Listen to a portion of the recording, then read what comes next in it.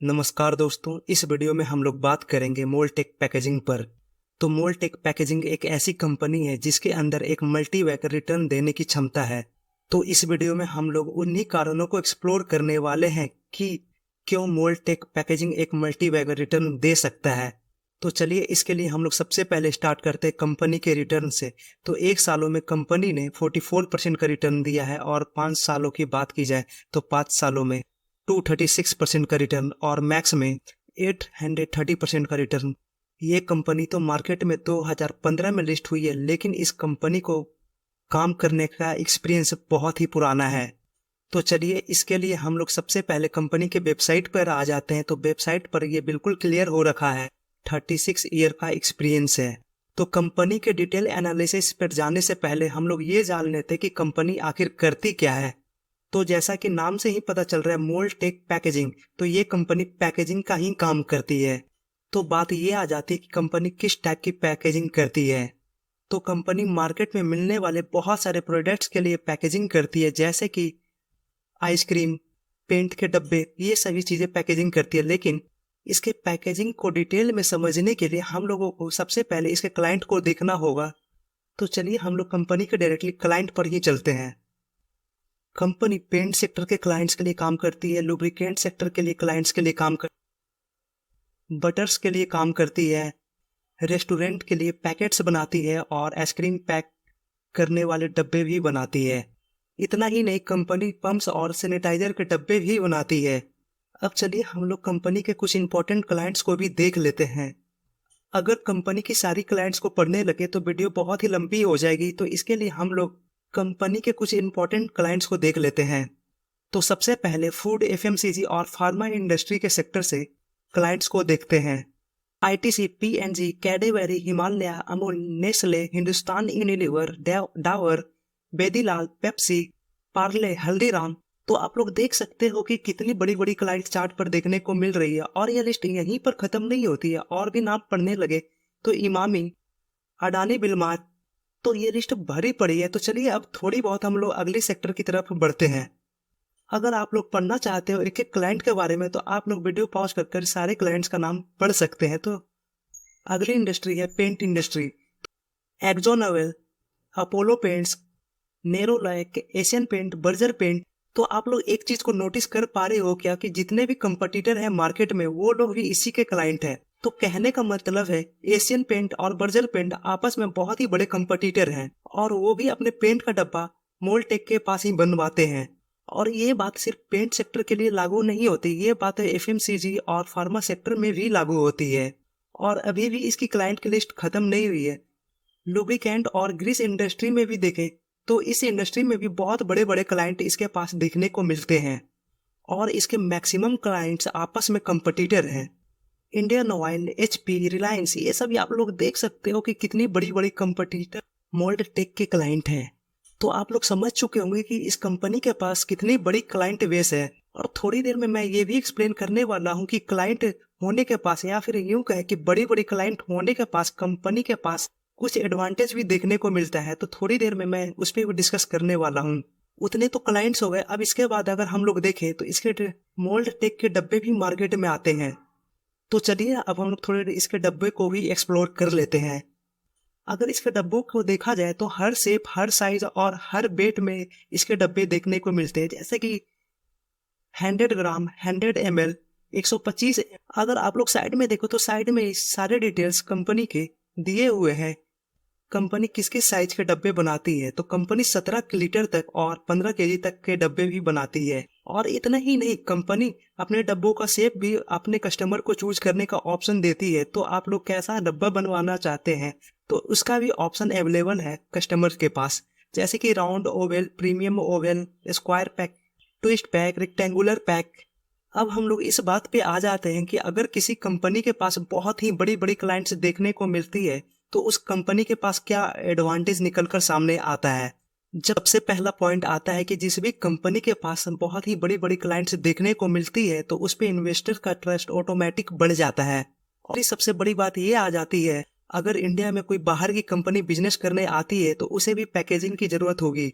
तो जिस कंपनी के पास इतने बड़े बड़े क्लाइंट्स है तो उस कंपनी की तरफ तो नजरें ऑटोमेटिक घूम जाती है। और तीसरी पॉइंट पर आ जाए तो तीसरी पॉइंट में सबसे पहले हम इन लोग एक एग्जाम्पल को लेते हैं।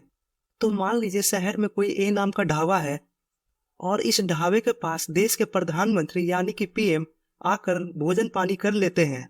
तो सबसे पहले ये ढाबा प्रधानमंत्री जी का फोटो अपने ढाबे पे लगा देगा और इस वजह से यानी कि प्रधानमंत्री जी के इसके ढाबे पे आने से इसके ढाबे की पॉपुलैरिटी अचानक से बहुत तेजी से बढ़ जाएगी, जिससे इस ढाबे की सेल्स बढ़ जाएगी।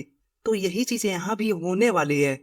तो इस कंपनी के क्लाइंट्स इतने बड़े बड़े देखने को मिलते हैं और इतने ज्यादा नंबर और क्वांटिटी में क्लाइंट्स देखने को मिलते हैं कि जितनी भी कंपनी मोल्ड टेक के साथ बिजनेस नहीं कर रही होगी उसकी भी ध्यान इस कंपनी पे जरूर जाएगी, और जिससे पॉसिबिलिटी है कि आने वाले वक्त में इसकी भी सेल्स बढ़ जाए। तो बड़े बड़े क्लाइंट्स होने से इस कंपनी को ये सभी एडिशनल एडवांटेज मिल जाते हैं। तो चलिए अब हम लोग कंपनी की थोड़ी फंडामेंटल्स को भी देख लेते हैं। तो कंपनी का फंडामेंटल में सबसे पहले मार्केट कैप। तो मार्केट कैप 3,300 करोड़ का है, जो कि एक स्मॉल कैप कंपनी हो जाती है। तो स्मॉल कैप कंपनी के होने के नाते जब भी इस कंपनी में प्रेशर देखने को मिलेगा तो ये कंपनी इजिली 60-70% तक टूट सकती है। कंपनी का फेस वैल्यू 5 का है और कंपनी की पीई 41.6 का है।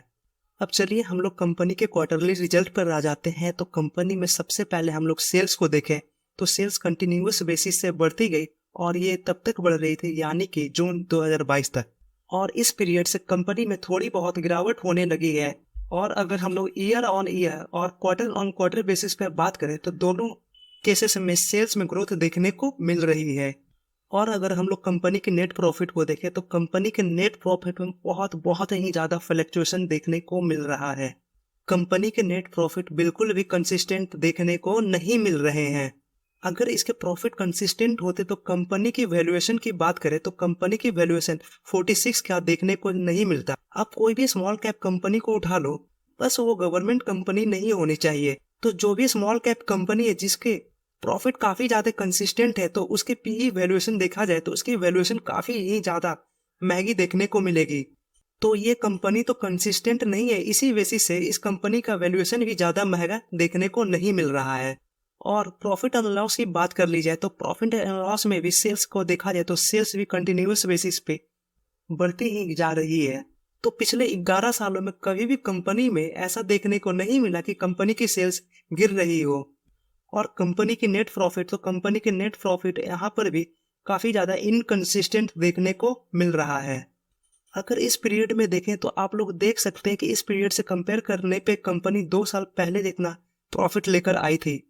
आप लोग यहाँ पर देखो तो 2-3 साल कंपनी पीछे चली जाती है प्रॉफिट के मामले में।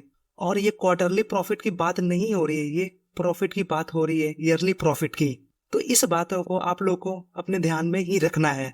कंपनी की लॉन्ग टर्म बोरिंग्स की बात की जाए तो कंपनी की लॉन्ग टर्म बोरिंग्स पिछले साल की तुलना में इस साल में काफी ज्यादा गिरावट देखने को मिल रही। और शॉर्ट टर्म बोरिंग तो कंपनी के 1 सालों के लिए ही होता है, तो ये ज्यादा मायने नहीं रखता है। अब चलिए हम लोग कंपनी के सबसे मजेदार डेटा पे आ जाते हैं जिसमें बहुत सारी चेंजेस देखने को मिल रही है। तो प्रोमोटर्स को देखा जाए तो प्रोमोटर्स में बहुत ही बड़ा चेंज तो देखने को नहीं मिल रहा है। 2017 में प्रोमोटर्स के पास 35% का स्टेक था और करेंट टाइम में 33% का स्टेक है।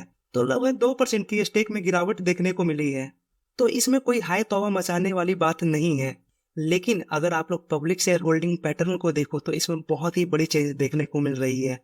2017 में पब्लिक के पास 45% का स्टेक था और करेंटली देखा जाए तो करेंटली 30% का स्टेक है। तो 15% तक का स्टेक पब्लिक के हाथों से छीना गया है, जो कि बहुत ही बड़ी positive growth share holding pattern में देखने को मिली है।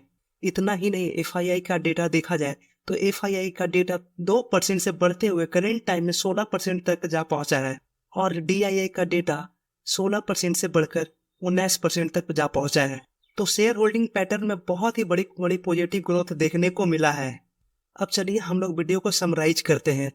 अगर हम लोग कंपनी की नंबर्स की बात करें जिसमें हम लोग कंपनी के सेल्स और प्रॉफिट लॉस और रिजर्व और फिर बोरोइंग्स जैसी डेटा को रखें तो ऐसा तो बिल्कुल भी हम लोग नहीं कह सकते कंपनी का नंबर 5 स्टार है।